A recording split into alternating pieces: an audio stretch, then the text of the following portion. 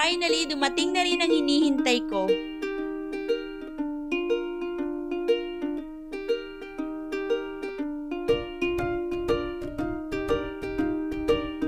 Hello mga mi-andi, kumusta?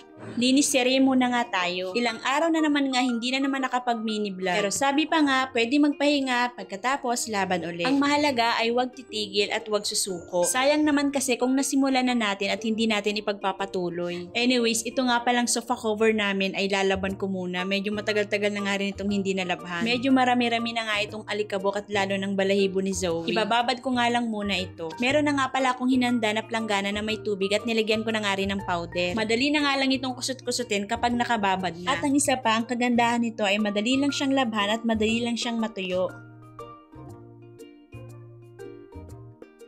At maya-maya ko na nga lang ito babalikan. At maglilinis-linis na nga lang muna ako sa loob.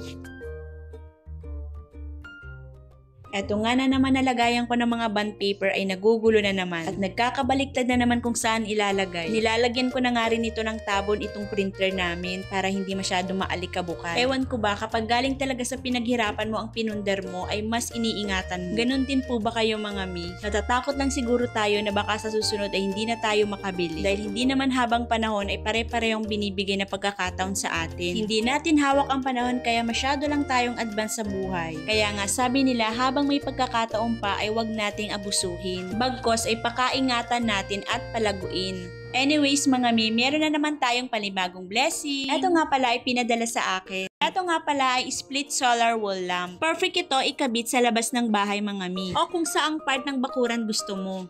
Meron itong 74 LED power light. Ang kagandahan nito mga mi ay meron siyang motion sensor light at with solar panel na rin siya. 3 heads na siya at narorotate ito ng 90 degree. Pwede nyo siyang i-adjust sa gilid o pababa o kung saan gusto nyong posisyon. At waterproof na rin siya at heat resistant. At nandito sa likod ang on and off niya. Meron din siyang 3 modes, may bright light, dim light at normal light. Kapag bumili nga kayo nito ay may kasama na itong manual guide, mga tornilyo, wool holder o yung pinaka-bracket niya. Inilabas ko na nga agad ito para ma-charge na. Kailangan muna natin i-charge ng 8 hours under the sunlight bago gamitin. At habang ang nagcha-charge, si Dada ay pinagawa ko na ng paglalagyan. At dito ko nga plano sa harap ng labas ng bahay. Dahil nga dito banda ay madalas daanan ng mga tao. At kinuha ko nga muna yung mga kasama niyang tornilyo at yung wool holder niya. Buti na nga lang at saktong okay ang panahon at hindi maulan. At mga ilang minuto nga ay natapos na din si Dada sa pag-install. At dahil solar wall lamp ito, kailangan ikabit mo ito kung saan nasisinagan ng sikat ng araw. At hinintay ko ngang gumabi para masubukan natin ang motion sensor lights niya. Dahil kapag may dumaan na tao ay kusa siyang iilaw.